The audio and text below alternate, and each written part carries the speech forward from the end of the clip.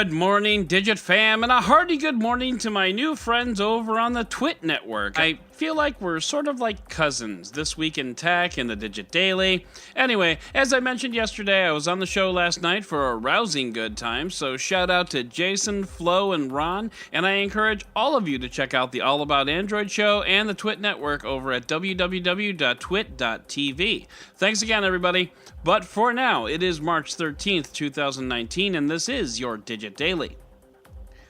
The Nokia 9 PureView has been a highly anticipated piece of tech ever since the first renders of the phone dropped last summer. 5 cameras? 5? I mean, what's going on here? This is the most notable Nokia smartphone with the PureView branding since the Lumia 1020, and that phone had a whopping 41 megapixel camera.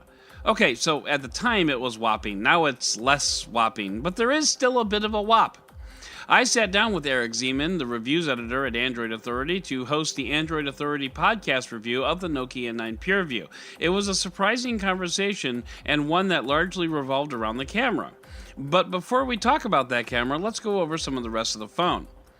This phone is quite pretty to look at. It has a flat front face, which is a bit of a throwback to older phones, but it looks great with a nice chamfered edge running around the front of the phone. The phone itself is a glass sandwich with Corning Gorilla Glass 5 on both sides. There is no headphone jack, but there is Qi wireless charging and an IP67 water resistance. The Quad HD screen is gorgeous with excellent color reproduction and is very responsive. The Android One software is awesome. A stock Android experience with a promise of 2 major OS upgrades and 3 years of security updates. Hard to go wrong with that. But that's where the good news stops. And you'll notice I didn't mention the camera in that list of good things. Well, that's because it's not. The camera starts off with a bad experience in the app. It's slow to open and laggy and buggy AF. The app itself is a bit complicated but manageable. And the photos themselves, well, it's a mixed bag really. Some photos are really good, others are terrible hot garbage. And you might be thinking, but that sounds like a normal smartphone camera. It can be hard to take good photos sometimes, and sure, you're not wrong. But, and let's quote Eric Zeman here from his written article, quote, considering the 4-way partnership between HMD, Qualcomm, Light, and Zeiss, I had high expectations. Sadly, those expectations have been dashed. Ouch. So the camera isn't a total hot mess all the time. Some of the sample photos are good, but often they simply are not. But there is some good news here. First, the camera does shoot in the RAW format, which is completely uncompressed and leaves the opportunity to go in and really touch up your photos afterwards. Personally, I never do this, but I can assure you it is a thing that people do. Mostly photographers and photographer nerds, which is awesome and fine. Second, this phone does come with Adobe Lightroom pre-installed for free. You can pay for the full app to unlock more features, but this is certainly a case of Nokia knowing its audience.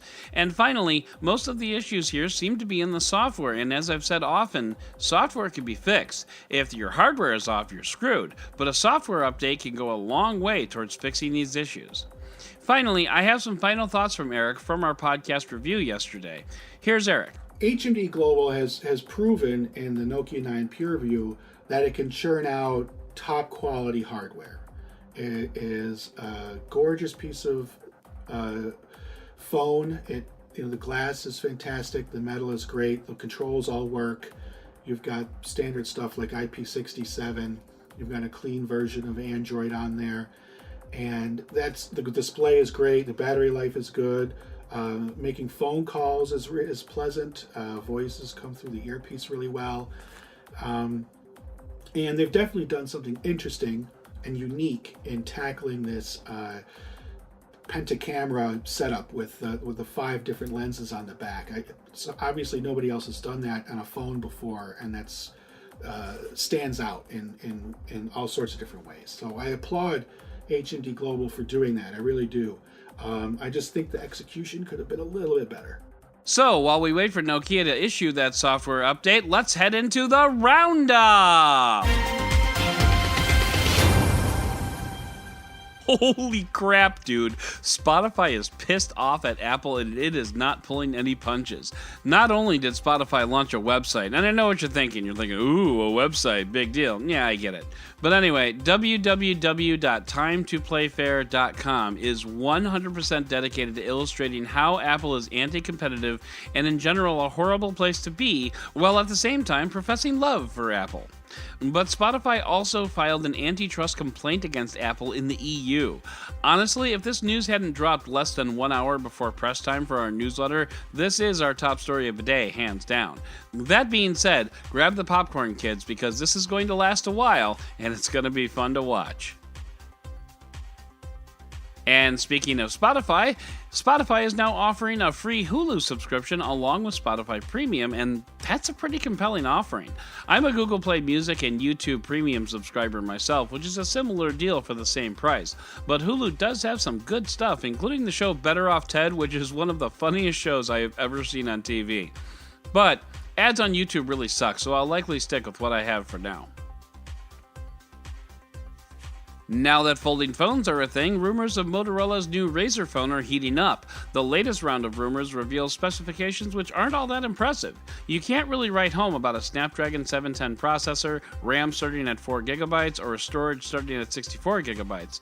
Well, not if you don't want to be laughed at anyway. It makes me wonder if the $1,500 price tag is still in play, which honestly it probably is. Overall, that makes this phone pretty disappointing, even before we see it. The writing may be on the wall for Google's Pixelbook and Slate divisions. Employees in those areas have been asked to find employment elsewhere within Google or Alphabet, seemingly indicating that the future hardware in this regard may not be very forthcoming. Which sucks. I mean, I have written in the past that $1,000 Chromebooks probably shouldn't exist, but people dig them, so who am I to yuck their yum? However, if Google can't sell the high-end version of Chrome, how is anybody else supposed to? By now, you've probably heard about the college admissions scams that were going on, resulting in the takedown of over 40 rich including the ageless Lori Loughlin of Full House fame. The scam was somewhat simplistic in nature, and you kind of have to respect that, but it went something like this. Rich dude's kid is a moron, so rich dude pretends kiddo has a learning disability. This allows them to take the ACT in an alternate location to give special time extensions and the like, where a single proctor can be bribed. Classy, right? Also, moron kid gets his face photoshopped onto the body of an athlete, Jennifer Aniston style. This way, you can bribe a coach to get them into the school because athletes are held to lower academic standards, which, if you ask me, is the real crime here.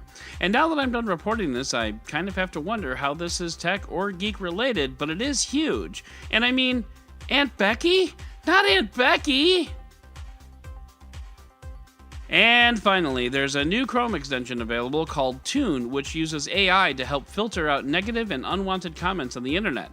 I installed it, and now the only YouTube comments I see are 3 comments at the top that all say first, followed by an argument about which one was actually first.